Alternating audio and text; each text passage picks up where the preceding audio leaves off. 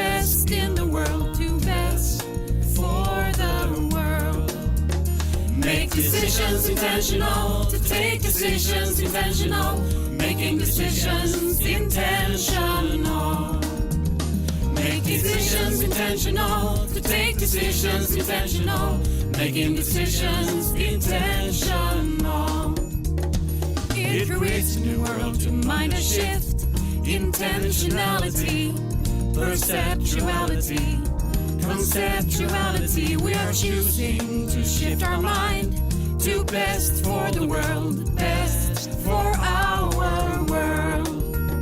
Make decisions intentional, to take decisions intentional, making decisions intentional.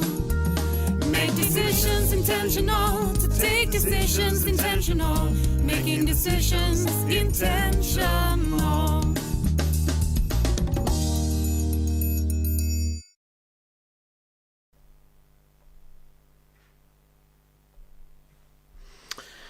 Hey, hi, and welcome to Best for the World broadcast. This session is going to be with me, Michael Sillion, Captain Future, and Fredrik Lindencrona. And we're going to talk about IDGs, the Inner Development Goals, and what it is and what it can be and what it shouldn't be, and we will take it from there. So, welcome, Fredrik, and introduce yourself quickly. Who are you, and why are you here for this conversation? No, this is such a wonderful initiative, Michael, and I am actively engaged, has been since the inception of the idea behind inner development goals. Right now I'm engaged in it much more actively, fully, and the reason is we're going really broadly across the globe. And it's massively engaging to have everyone across the globe thinking about which inner development goals or capabilities we need to really get a sustainable future together. So lovely to be here to speak to you, Michael. Yeah, fantastic to have you here. So the first question then, of course, this is probably unknown for many people still. So the first question is, what is inner development goals? Yeah, so what we came together, a couple of people, me including some really strong comms people and so on, was that we had understood that sustainable development, however you want to define it, is going far too slow. And one of the important levers for making a change that could work has to be coming from us as individuals. That's in 2018-19 we started that conversation, and then after that, of course, many others has been able to prove that that's true. So what happens within our own minds and within our own souls, or feelings, thoughts, behaviors, motivations, and so on, is crucially important in order for us to solve problems together. And those problems there's not a lack of those in terms of getting a much more fair and sustainable world that will be holding up for coming generations as well as now. So we started to put a particular focus on, a lens on, what are those inner capabilities, abilities, skills, and particularly looking at there's a whole wide research field with many different elements and flavors around it. We wanted to find a way to communicate this well with people so that we used the words that people actually themselves use when they speak about these things. That meant that we could reach and engage and mobilize in a way that I don't think we have been able to do without that. With that said, this is also a way for people to then be able to sort of find themselves on the same map in some way, that people having different experiences and different ways to think about these things can actually maybe share some overarching kind of, I usually say what we try to create is almost like some kind of process related to how we can define the letters in the IDG alphabet. And those letters are then used for everyone to make their own words or sentences. And you can say the same about music or the keys coming then to people to able to use those skills, and then that will lead to change. So that's in a nutshell, I think, what we're trying to achieve. Yeah, thank you.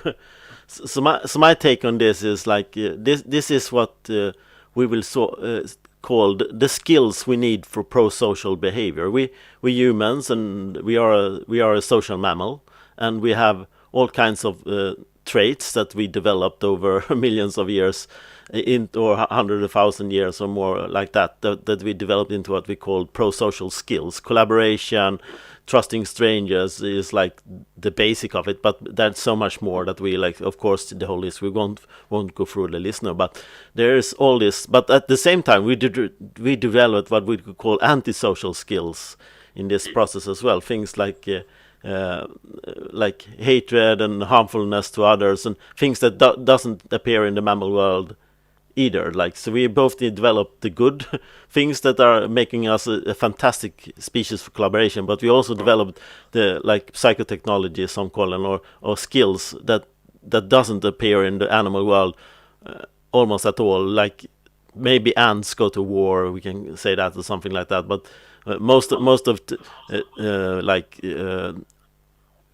hatred and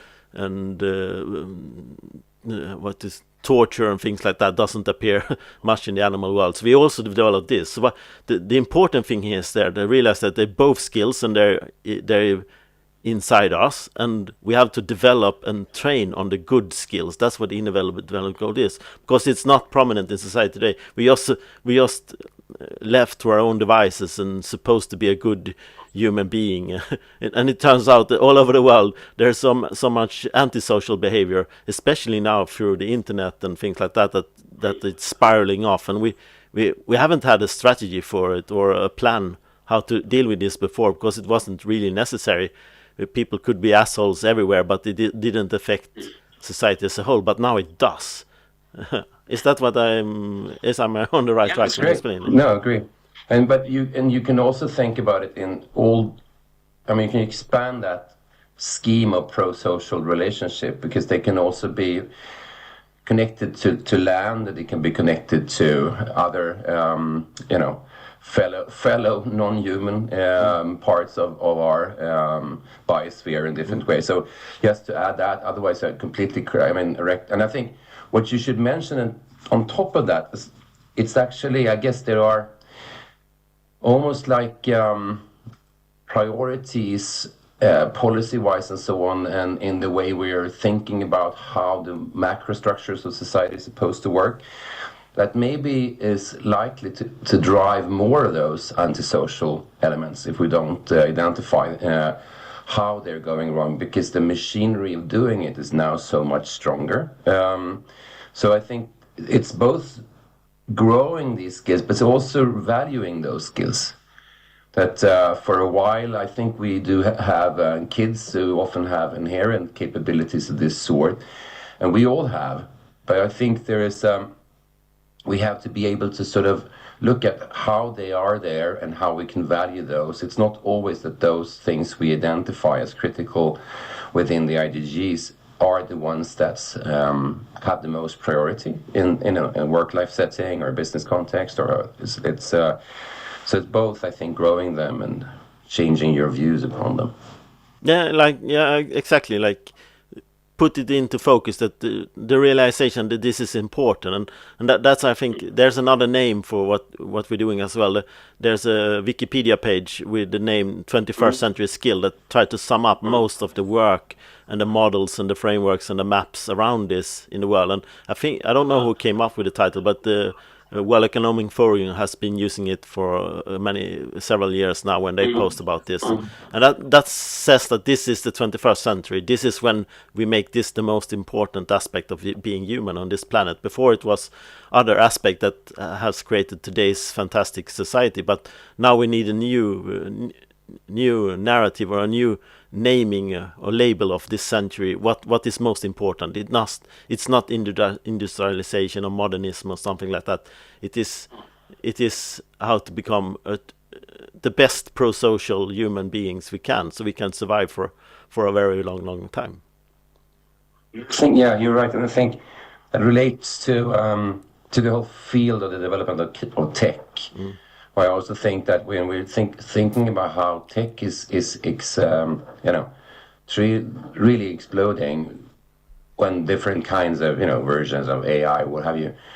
My view is very clearly that we have to become much better at being humans, because there are stuff that we uniquely can do probably. And that's also, it will be so that actively having a human element to a particular decision, with its all faults as well. It's not perfect in any way, and can't be. But it is almost like it becomes a quality mark that you have had a human involved in some automatized processes. So that's an interesting one. How do we intersect between what our machine capabilities can help us with, and what the humans' capabilities can help us with, and how do we sort of use that in a better way together?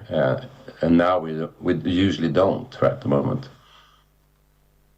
Far too often we don't, at least.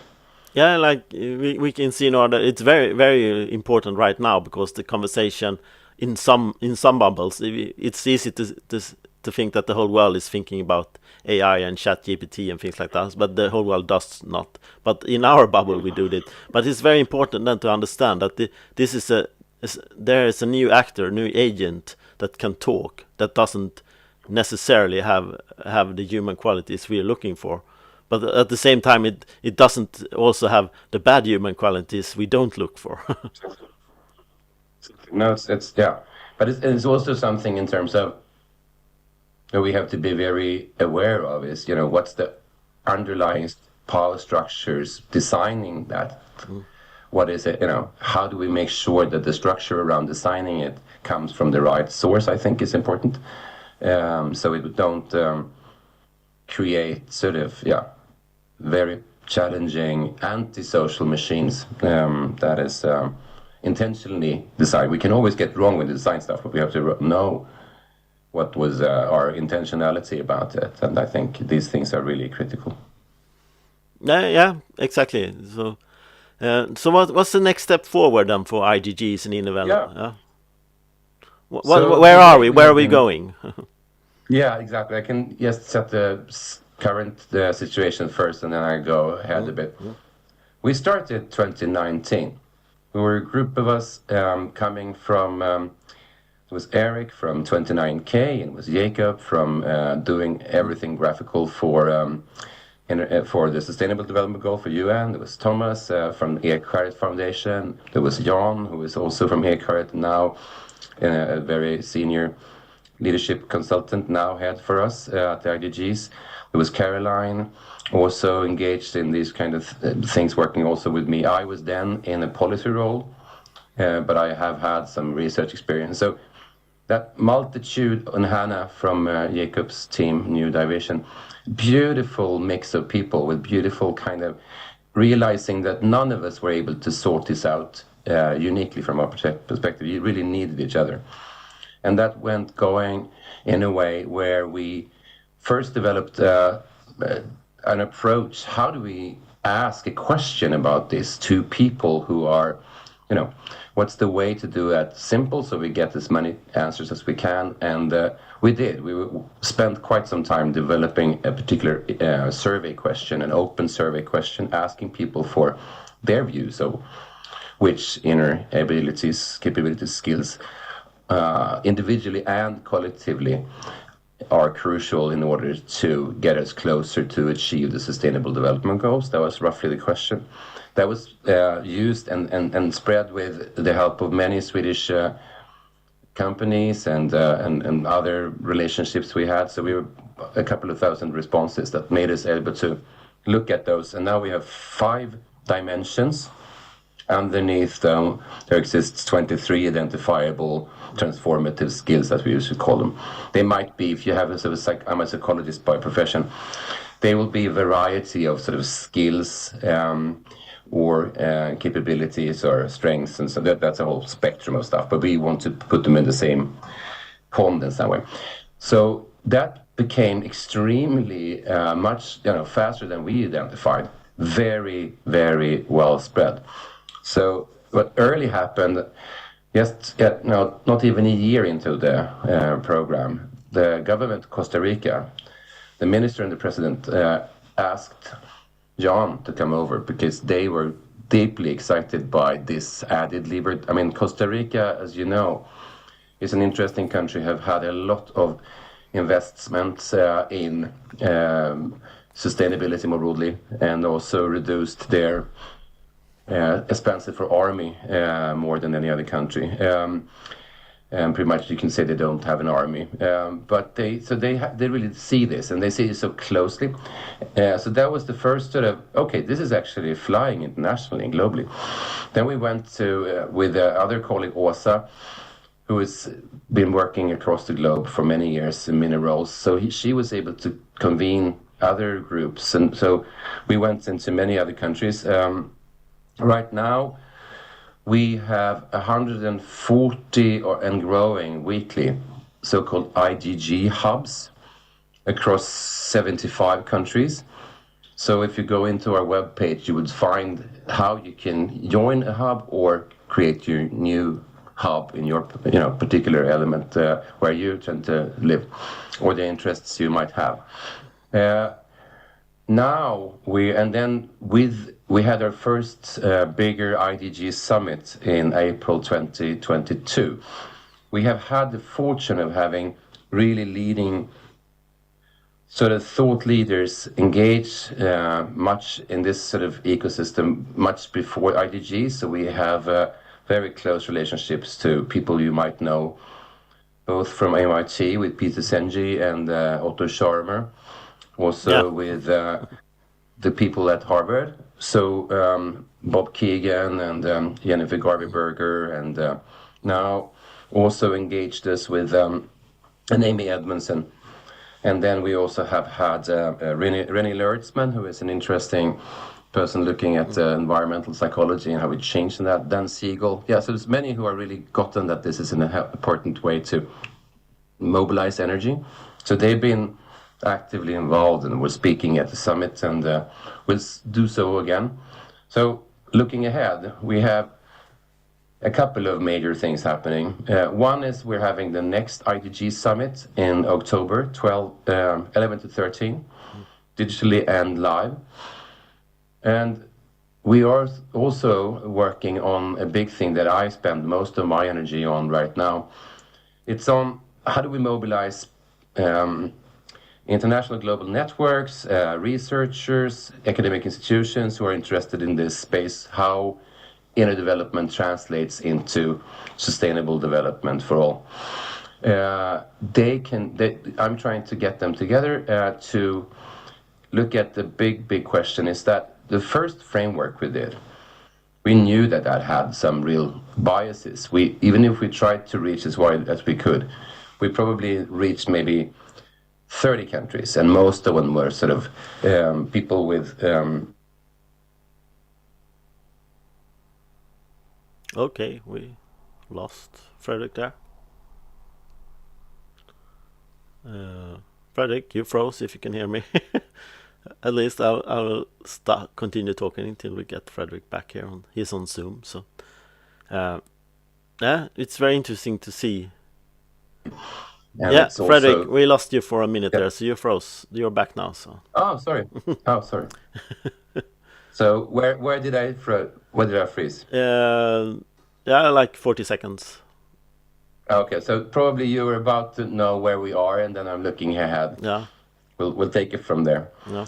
The current situation is that we have 150 or so hubs across 75 countries. And you can actively just engage with them or start a new one quite easily. Just go into innerdevelopmentgoals.org and you'd find how to do that. Well, looking ahead, there are two main things. We're always building on research together with communication and reach out. So the big one we're doing the next big summit in October. We're doing several different gatherings and so on the way. And the next big summit is based physically in Stockholm, but then digitally available as well. So again, go back to our homepage, and it's October 11 to 13, if I'm right. Yeah. what we also would do under that particular summit, but also before and after, I'm leading a big, massive mobilization process where we get global international networks, we get academic partner institutions, and we get individual researchers that will try to do a massive study that updates and validates the current IDG framework with responses from 100,000 people across 100 plus countries. So we have a chance to get a whole lot better in identifying, different views and learnings from different parts of the globe. So that's the big one. And with that also both doing, shared global common resources. So that framework would be something we can come up with and share, and then local specificities. I think the balance sits there between what we can share and what we also have to respect might be quite different in different contexts. So just reach out to me through innerdevelopmentgoals.org if you want to speak more and get engaged in this process. Yeah, thank you. And my take on this is, of course, we have these IDG hubs, you say, popping up, coming up, and I'm, for my take, like, since this is a skill, and we all know all skills, like if you do a skill in your labor or a skill in your free time or something like that, you can practice your skill, and most of the time you get small incremental steps better if you're lucky. Some people just stay on the same level, but if you want to take your skill to another level, you also need some kind of new input, a disruption, a coach, a trainer, a gym, some kind of training camp or retreat or something like that to get you to the next level. And that's also interesting. If you see these as all the IDGs as skills, and the hubs is an opportunity for what we could call a skill gym. Or I'm very interested in the concept of what we call wisdom gym, where we've been during the COVID now years online training various kinds of wisdom skills, generative dialogue, listening, group, getting out of groupthink and things like that. So the question is then, is the IDG hub supposed to be some kind of gym where we train these skills or bring people in? We actually had a conversation earlier this weekend, and I had this conversation for like 8 years in Almedalen about what is the locations globally that are suitable for this kind of things. You don't go to like the physical gym where you weightlift and do spinning classes and so on, but you can go to a library that is a location that is already present in many cities all over the world, many places, that we can just facilitate this kind of activity, training cognitive skills, wisdom skills, empathy skills, all the skills we need that is included in the IDGs. So what's your take on this? Is the IDG hubs a complement to libraries? Should we do all the training there, or shall we take it online and do? Now that everyone is becoming more and more comfortable doing video calls in Zoom and Teams, can we bring skill training of IDGs to online or local libraries? Where is this going? All of the above. I don't all think of the above. To sort of, yeah. No, I think so. Just to say how we've dealt with skill building exercises. We actually, the phase between phase 1 and phase 3, and namely phase 2, was particularly looking at techniques and methods and approaches to build these kinds of skills. So we also had a big survey identifying those things, both individually and organizationally. What do people do, and what our organizations do in all kinds of different ways to make these things much more actively worked on. Because you're absolutely right, Michael. This is, this could be super abstract, and just name it isn't necessarily doing anything more than doing that. You have to train it. You have to train it in every kind of situation, in every kind of part of your life. Our team's really trying to make it as our own continuous development agenda as a team, and we as persons as well. But so those skills, we are building what we call now IDG tools and IDG library, and it's not that, the way we're trying to see this is, and that's important to me and to us, is that we see ourselves as one in a massive ecosystem of other kinds of initiatives. We don't want to take any kind of a, overarching, controlling or so approach. We just want to try to be the glue and connect between stuff. So the interventions that you mentioned, I would be very clear that all of those probably can be mapped and shown that they clearly relate to most of the IDGs, Michael, and so are many others. So that's also something we're trying to understand now, which methods build which kinds of skills and for whom and where. I really like your analogy with, sorry, my dog is trying to get in, so. So part of life as well. Do dogs have IDGs? The dogs might, they do. Some. I mean, relating probably quite well, but also for some. Yeah, you don't really know the intentionality again for it, but it certainly serves my IDGs in different ways. And I hope I can contribute back to my little dog. Anyhow, I think libraries and other kinds of situations. I'm not sure if you're all aware of a beautiful discussion that goes on right now in sort of city development, architecture, and so on, where we're speaking about social infrastructure. It does. Sten, who was here yesterday, talked about this. He's involved in a project in Malmö called. Perfect. And I think it's such a important conversation where. One that's many people written about it, but there is a particularly beautiful book. Now I lost his name. Eric Kleinberg from New York University. He's been doing one of the sociologists working with this. We have also other things where you're speaking about the third places, and it's the same kind of conversation. Right, Oldenburg's book from a time ago. I do personally think that those are extremely central to what we're talking about here, and they are often lost because physical places for us to interact around these things might become places which much more turn into a proprietary thing rather than a space for democracy, a space for how we develop together. So I think that's extremely important. So yes, libraries, yes. In the Swedish context, that was worth to be known, and probably you mentioned it because here,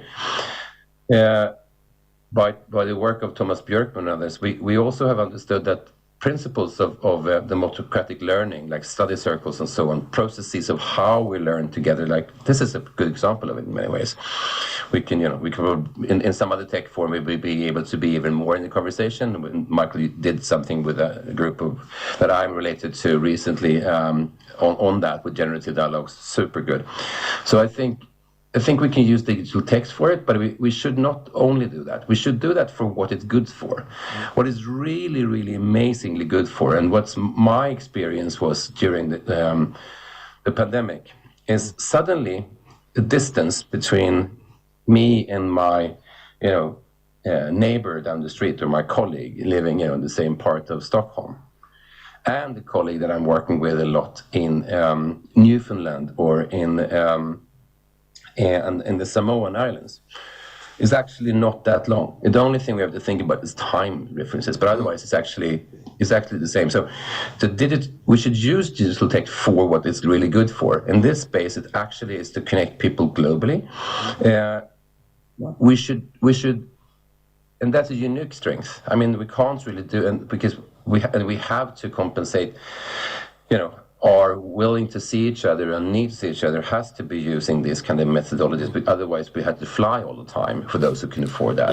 No, it's not doable for 8 billion people. so that has another kind of negative element. So I think the combination. But I do think that's my biggest sort of pain point.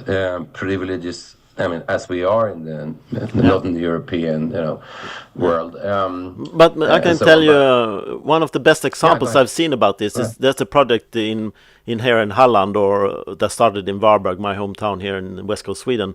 That's called Öppna Företag, Open Companies, and there was around 50 companies there. I think that around 50 to 100 companies that came together for meetup where they're committed to have this type of conversations in the workplace during work hours, like anti-bullying, collaboration, and courage and things like that. And it's a fantastic project that is like the seed of the IDGs.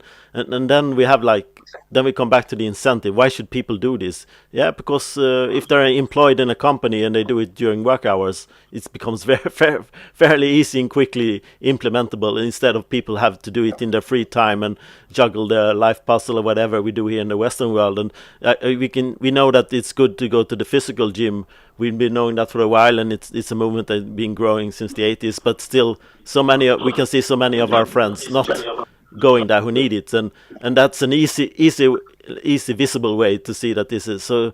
So how do we incentivize people to do something like this when it's even more extract going to a physical gym, and maybe doing it during work hours, and trying all kinds of incentive structures or just the realization they realize this by themselves, that it's very profitable for this company to have workers who can collaborate and be good to each other, not bullying each other during the lunch hour and things like that, because that was very bad for profit and productivity. So that's the easy tell, but still there has to be kind to launch it to launch it in scale. There can be all kinds of EU prophecies or national projects to implement this on big or small companies to help them get along. Totally. And come into this. Yeah. I mean, going with the same yes and really think, and that's a first starting principle for us in IDGs. We have had a particular focus on organizations of different sorts, but also organizations across sectors working together. So both, between different parts of business, but also between business and policy, and business policy and civil society organizations. So, but we think there is something, I would say that there's two reasons to be very focused on organizations. One is that they already amass a lot of power and resource. So if you want to do change, you can use that for better, and you can change stuff, how they work, and they will have a significant effect in sort of what gets materialized in different ways. But also, we have a significant part of our adult working, 24-hour cycle at work. And thirdly, so what we do at work and how we are behaving towards each other at work is critical. And thirdly, I guess, we have, there are all the things you mentioned and more, and when it comes to the benefits, of course, to organizations, but also actually to society if business starts to behave in a much more, fruitful and meaningful way. I mean, there are like a couple of different organizations I was just speaking about, and to the last week or weeks. One is, of course, Ashoka and what Ashoka is doing around trying to get these kinds of competences and skills and how we can collaborate a partner organization to IDGs. But also speaking to, I know, for example, that there is some connection between the B Corps, the benefit corporations, kind of that sort of wider spectrum of value that you can create for nature and each other and society and sustainability that B Corps are developing. There have been many hubs that have very strong collaborations between B Corps and IDG. So I think it's all there, and we have to. And I guess this is also, as always, this. We have to mobilize on all ends at the same time.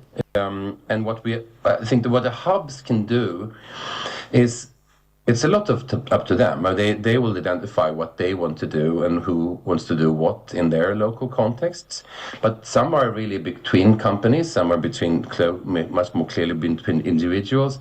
Some have academic engagement together with business, together with policy. So it really varies, but they all are there to because they think this is, of course, a really important subject. They want to learn how to do it. And I think, in my view, one of the things we have to get to do, and I can tell you a little bit more of a project we're doing right now, but it's that we always learn these things by using the skills. Otherwise, it becomes, as we see in Sweden, a dry swim exercise. We have to do it by doing it. So whenever you have a project that is related to sustainable development in one way or the other, how you're approaching it, to take the chance to learn about these ways to work together, and usually in new constellations, and reach out to your competitors if you see them as businesses to find a shared way. I have one example that I just can share that I just heard about in a conference recently. It's not the IDG, but I saw a lot of the IDGs into it. It was about one of the regions in Sweden that wanted to change how it used its furniture for offices. Because it was a major waste. They just bought stuff, got it stuck, and then no circularity, nothing around that. Yeah. So they worked internally with how they started to connect their own relationships around this flow. And then they started also with the other role to work with the industry that produced. And they were not interested at all in the beginning. This is 10 years ago. But then over time, they weaved these things together. And of course, what you need to do then is also to find new methodologies and new techniques and new skill sets, also more of a technical skill set of using, the people who know how to, work design-wise, but also technically to rebuild an already built furniture, because they weren't broken. They were just, they did out of fashion or whatever.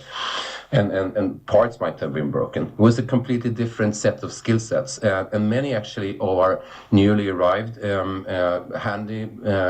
craft skilled people from many parts of the globe were able to join into that work. So that systems lens, that systems view, that systems relationship building is crucially the way forward, I think, for how we can take any sustainability development challenge on. And it's, what we're saying is that when you do that, it's also about how you work with each other and how your ways of functioning internally is impacting how you actually work together. Because if you got this completely to a competitive situation, not a shared North Star to work around, the system wouldn't have been able to develop. So that's just an illustration of some. So there are many of these exercises going on. You can name IDGs in those if you want to in different ways, and you can see them.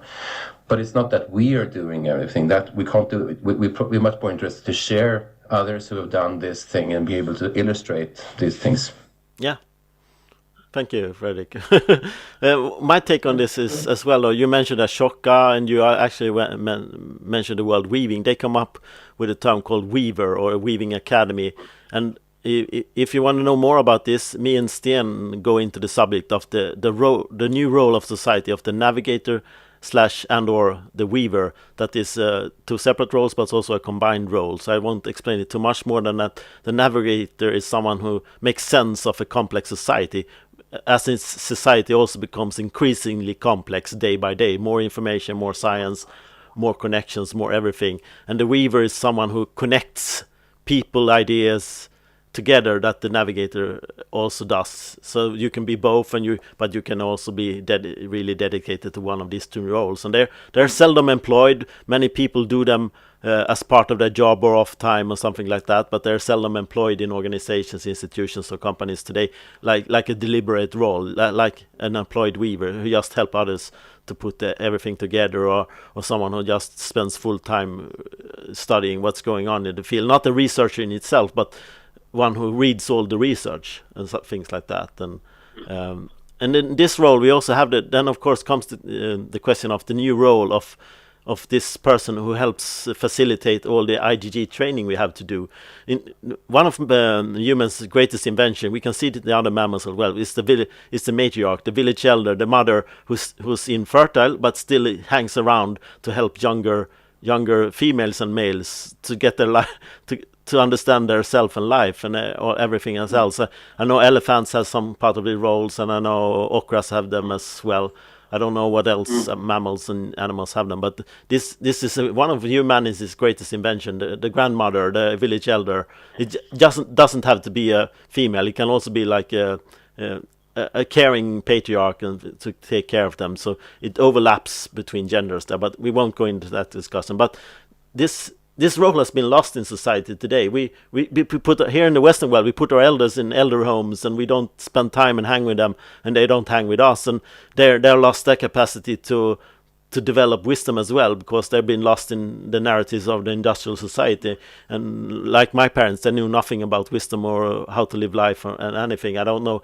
Not everyone parents said this, but we can see patterns of this happening, that they're lost their way and we lost their connection to this. So this is something we had to bring back, because like in the discussion, of course, retirement and what's going on in France right now, when we retire people, they're used up. They're free to do whatever they want. They're not part of society anymore, but that's not the case. It's the opposite, I should say. We need them as village elders, and that also means that they have to train on the IDGs in becoming a village elder, so that they can actually help us and not do the opposite of be grumpy and bitter and spew and do antisocial training of the young. That they can also do if they become skillful in antisocial behavior when they get old. So what's your take on it? The village elder, or this grandmother society that we're lacking, that is part of the process of becoming a society where IDGs is the journey. I mean, there's so many great thoughts there, Michael. I think, of course, what's one of the core sort of theoretical frameworks that we are relying on a lot is what Bob Keegan and many others has done around adult development theory, where we had this idea in some ways. Me being a psychologist, I know there's been a lot of focus on what happens between birth and 18 or something like that. But actually there's been a long-standing literature also what happens later in development phases in life. So I really echo what you're saying. I think but also saying that, so we should allow everyone to grow around those development phases, and they might not be always that linear, but anyhow, there is an interesting thing coming into what you can do when you have lived for a longer time and been able to process that individually and together with others. That's really important in order to navigate. And I guess those two words that you're saying, the weaving and the navigating, and I totally agree that we have segmented out our own way of responding to how society actually is working between ages and everything, and now it's sort of in an industrial fashion, sort of divided into different bits and pieces. And it's also what's very clear there is, if you're looking at, and I've been working here a lot around mental health policy, what you're seeing here, for example, is that the experience, a significant experience of loneliness that comes, first we thought that was only elderly. It's not true. It goes through the whole ages, but the structural dimension to loneliness might absolutely come with what you're saying, Michael. One element is also the migration that kids and families of their biological sort of elder aren't in the same place any longer in many places. So who is playing the role of elder to whom, I think, is a very important piece. Yeah. And how we also understand that we're all here together, and that, an elderly home is also society, even if it's a very enclosed part of society. And how do we open up so we can become related to each other within all situations? I, for example, think one of the things we have to be really cautious about, which is actually happening right now, is when we try to be optimizing and very much into precision and talking about this is the way we're doing this particular intervention for 8-year-olds with a bicycle, with the super defined elements, which is sort of coming from important elements in marketing. Sometimes what we're doing when we're doing that is that we're creating something which is for them and not for anyone else. Yeah. And the thing we mostly need now is a connection and the way to meet over different kinds of artificial boundaries. So I think I would suggest everyone to look at, if you do a project, look at what you can do for 8 and 80-year-olds that can come together. Work with those kinds of new ways to connect between stuff rather than separate out. I think that would be one way of getting closer to being able to work with the IDGs. I think exactly. So my take on this, we have to finish really quickly here. So, but my take is like, instead of raising the retirement age and make people work longer, lower the retirement age and don't call it retirement. Call it the next phase. You become a village elder, but you still hang around on the company that you worked on before, but you're just not working with your old role. Instead now you just hang around and be a good person and help everyone around. So instead you're spending your days on the retirement home. You spend your days on a company instead as a village elder. So that's a new role there as well. And we have to. I don't know if there's anywhere in the world we do this already or what. But at least we have to start prototyping in it and showcase that it works, or find out that it really doesn't. But that conversation is something we had. Like you can see the protesters in France now, and I feel like they have the whole wrong narrative around retirement. Instead, as I said, let's implement. We lower the retirement age by 3 years, but the last 10 years instead you are a village elder, or for as long as you like on this company, and things like that, and see what happens. No, and just experiment and learn from it. I mean, this is. Thanks, Michael. Yeah. So with this, any finishing word? This is. We're signing off very soon here. So it's lovely to be with you, and hope you will want to reach out and let's see what we can do together, because this is a super crucial, and we really need everyone, all hands on deck, to jointly build this together. So thanks a lot, Michael and the team, for this beautiful conversation, and the whole weekend I've been super thrilled to listen into many of these great input. Thanks a lot. Yeah, thank you. And like you said, this is a quote from Douglas Rushkoff. This is an all hands on deck moment for humanity. We all have to join Team Human and become this fantastic human crew members of Spaceship Earth that makes it into the future with prosperity and love, caring and loving and kindness for each other and our planet. So thank you all for being here with us today. I'm gonna select an outro here somehow.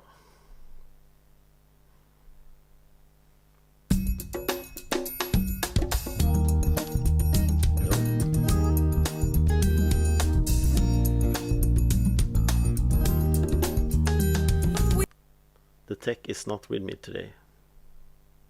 I can repeat, yes, innerdevelopmentgoals.org if you want to learn more. Yeah, we come to the outro now.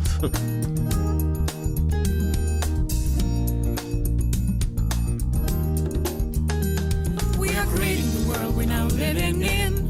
We are competing in. We are repeating in. We are believing in. It's time for us to shift our mind from best in the world to best for the world. Make decisions intentional, to take decisions intentional, making decisions intentional. Make decisions intentional, to take decisions intentional, making decisions intentional. It creates a new world to mind a shift, intentionality, perceptuality, conceptuality. We are choosing to shift our mind to best for the world, best for our world. Make decisions intentional, to take decisions intentional, making decisions intentional. Make decisions intentional, to take decisions intentional, making decisions intentional.